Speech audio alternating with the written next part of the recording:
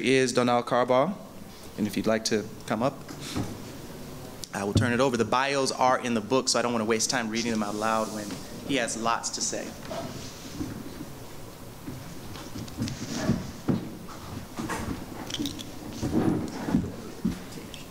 Okay, thank you.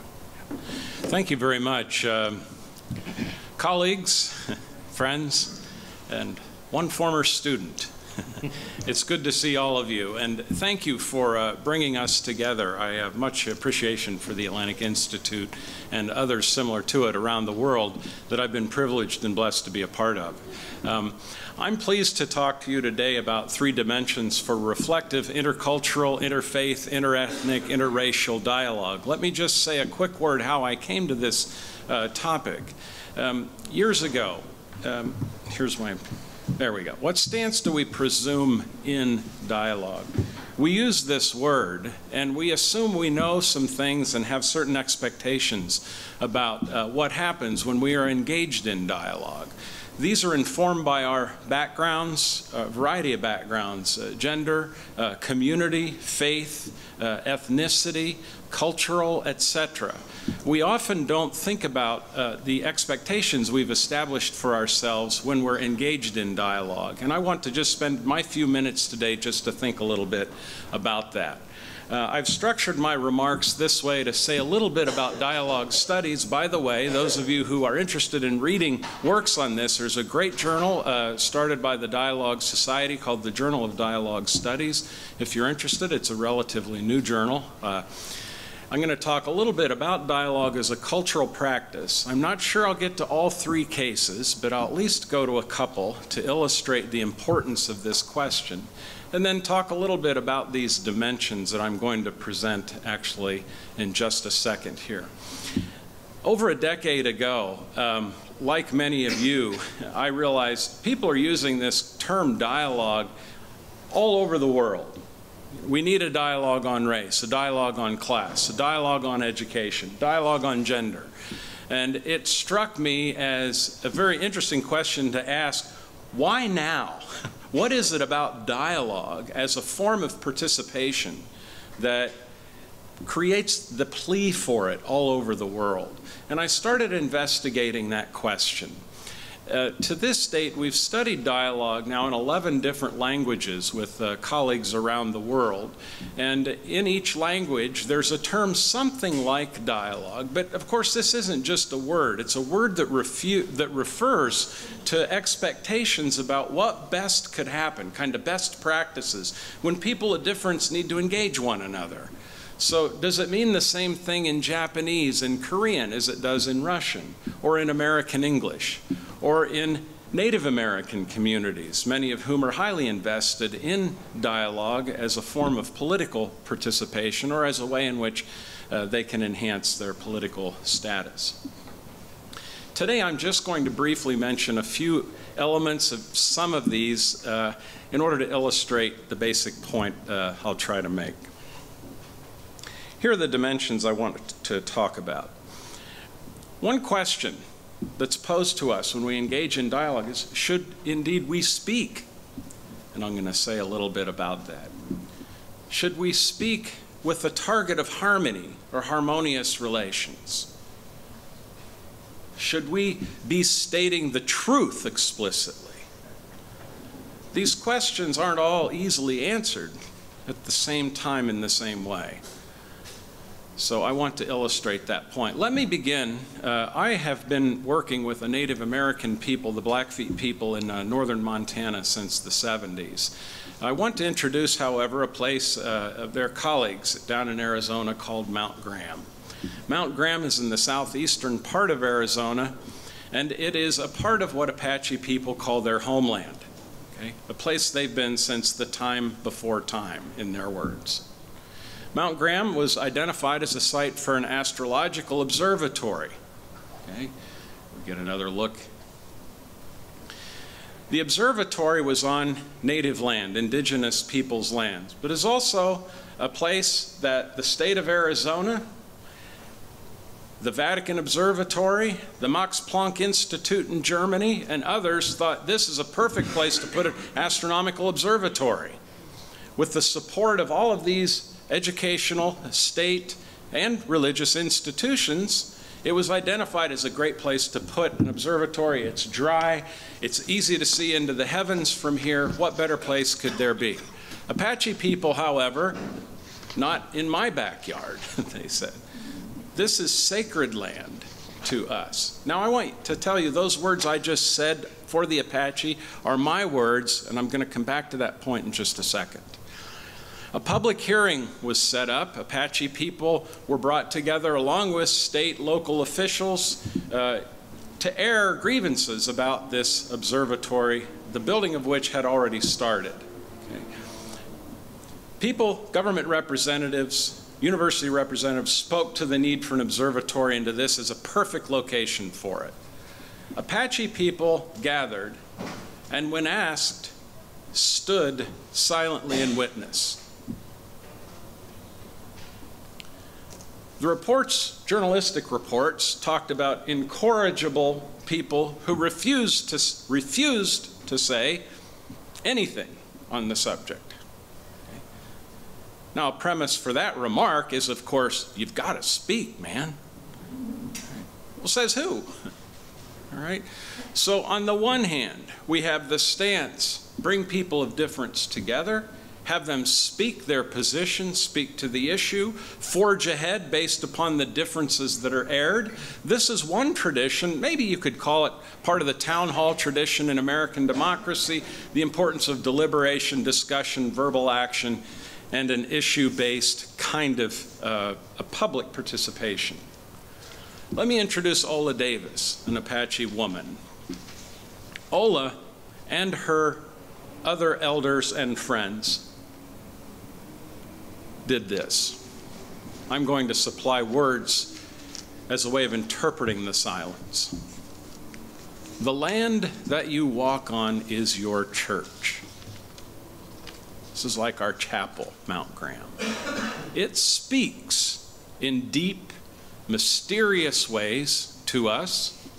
It speaks in different ways to different people. We learn by listening to it. That should be a capital I suppose. Any one person cannot speak its voice. Would you step into the position of the sacred creator? To do so desecrates or risks desecrating the sacred place. Therefore, it's best not to speak, especially with those who know nothing about the traditions and ancient wisdom associated with this place. So indeed, in dialogue, to speak or not to speak. If you were engaged, would you be able to understand the not speaking as something deeply important to grapple with, to understand? Let me move to a second case. Okay. If one decides that speaking is the proper thing to do, what do we target as our topic, our objective, and so on? I want to just say a few words about a Chinese preference for harmony and then mention how my Chinese friends contrast it with what they call a Western style. Okay. Chinese form of dialogue. Dialogue is this character, Dui Hua. I thought you might enjoy seeing that.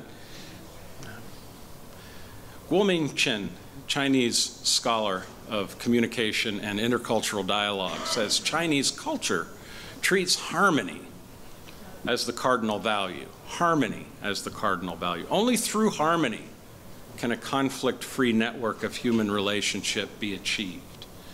Competence as a person is evaluated and measured by that ability to present and maintain harmony. These are his words. Harmony lubricates the wheels of interaction. I like that. Shi Tzu, another Chinese scholar, talks about the overarching Neo-Confucian principle of being and doing. Bring, maintain, and enlarge world harmony. This is relational in nature, holistic in worldview. Peace of humanity under the heaven, the ultimate moral principle, and it does so by conflict avoidance, empathy with others, self-sacrifice, conviviality. So we see here Chinese style. It can be indirect, subtle, adaptive, consensual. Put things on the table, invite people to make inferences about it. You don't need to be direct. People can do their own thing. Be agreeable. This now is the contrasting position as sketched by Shi Tzu and Guoming Chen. That is a Western style, direct, expressive, dialectical, divisive, sermonic. Okay. How does that look to you? There are many other cases I would enjoy talking to you about. An Israeli Dugri style. Dugri, a borrowed Arabic word that Israeli Jews use to identify a form of speaking which is direct, straight, and to the point. Never again will I not be heard. And it's my duty to tell you directly. Okay? Very different style, very different ethos, very different value. That is, in how to engage harmony. Okay, I wish I had time to talk about this, but I won't.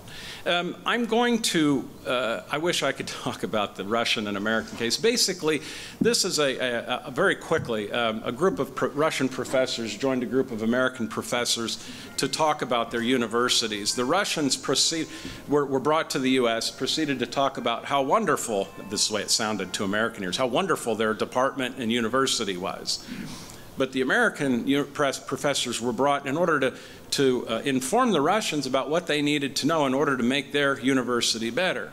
So the Russians were talking about how great they were. The Americans were sitting there thinking, I don't know what they need to know. So the Americans started talking about how bad their program and how bad their resources were, with the idea that, well, that'll loosen them up a little bit, and then they can talk about their problems.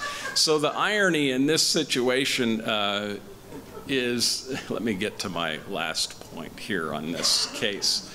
The Russian style, collective, positive face, loyal to the institution, speak virtues.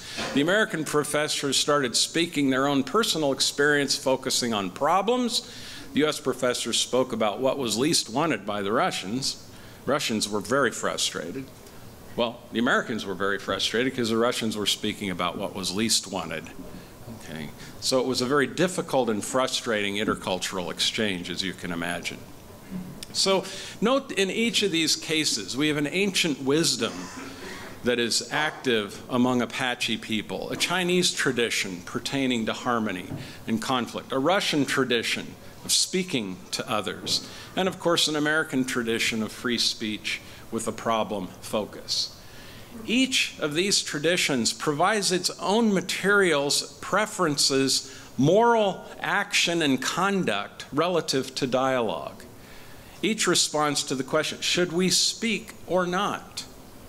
I can't help but come back to the Native American case where you've got to speak. You know, no, we don't. Can you hear our silence? You know, if you're going to speak about what? Facts, the truth of the matter coming straight at you?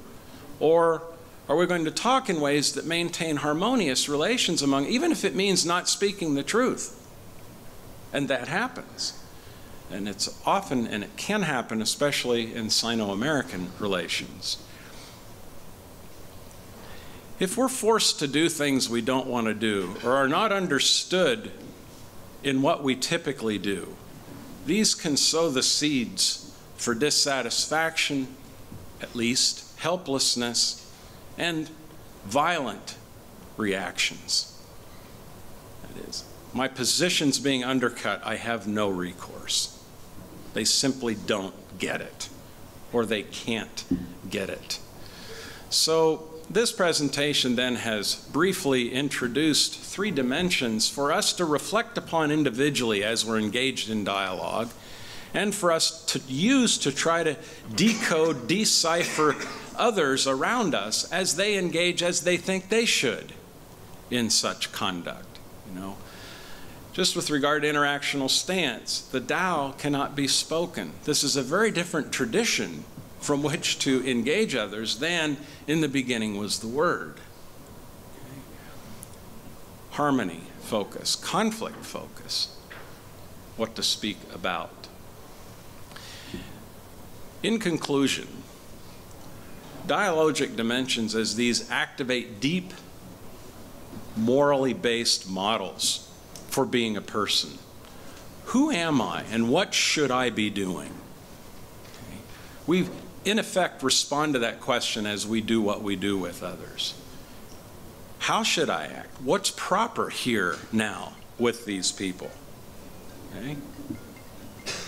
How do we relate to others? What do I feel about? Apache people, Blackfeet people, feel deeply about the mountain. It's a chapel. It's a religious and sacred place to be honored. Do you feel that way about your woods? Thoreau would. Thoreau's favorite place, the swamp. You know, sacred place, as Thoreau said. Where am I? How do I act here? How should I act with others here? These questions are responded to in effect by the practice of dialogue we do with others, and in fact with almost all practices we do with others. Disabling any one element from others, disallowing it, refusing to acknowledge it, sows the seeds of helplessness. The reflective capacity along these dimensions, I think, helps cultivate understanding, being heard, yourself and others. The basic idea espoused by each of our major figures here, embracing diversity in action rather than abstracting from it towards some abstract or other principle.